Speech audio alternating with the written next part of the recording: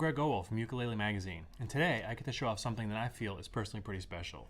It's the Compass Rose Style C tenor ukulele, made by one of the most innovative luthiers around, Rick Turner.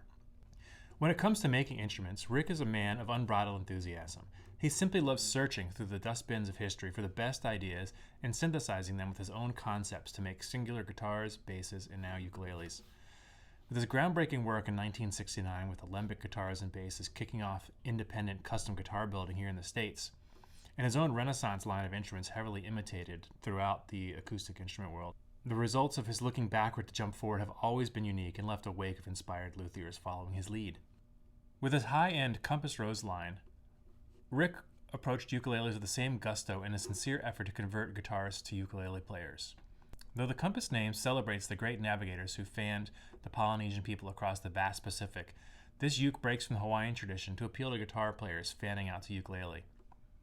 Having had a bunch of experience with a variety of his other instruments, I asked him to send something in, and he obliged by sending one of his high-end Style C HO-bodied 12-fret tenors.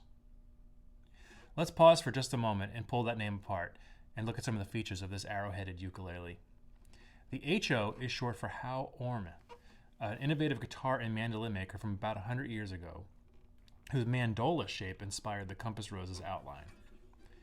Just as the traditional wood for making ukuleles was taken from local trees, which is when you're in Hawaii is koa, Rick wanted to make ukes using woods harvested near his shop in Santa Cruz, California, a town that's one of the epicenters of the ukulele madness. In this case, the Compass uses solid Claro walnut for the headstock face and the body's back, sides, and top. It's a beautiful, heavily figured, dark brown wood with a modern, glossy polyester finish, and the body and headstock is bound with an elegant rope binding. Rick gave himself a little bit of leeway by using Adirondack spruce for the interior bracing, mahogany for the neck, and ebony for the fingerboard, which floats above the body after meeting it at the 12th fret. The idea is that lifting the fingerboard off the instrument's top, as is done with the violin family and archtop guitars, helps the sound of the instrument by freeing the top to vibrate a little bit more. That's also one reason why some of the early Martin ukes, some of the lower numbered styles are popular with some uke fans because the fretboard doesn't go across the instrument's top.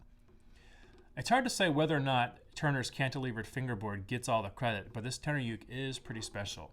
It feels really alive when you play it. And no doubt, part of the full experience of this uke sound comes from the extra sound hole on the Compass's side, which does help shoot sound right up into your face. But it's more than that. There's a spark of life in this ukulele that inspires me to play chord melodies, single note lines, and just basic strumming.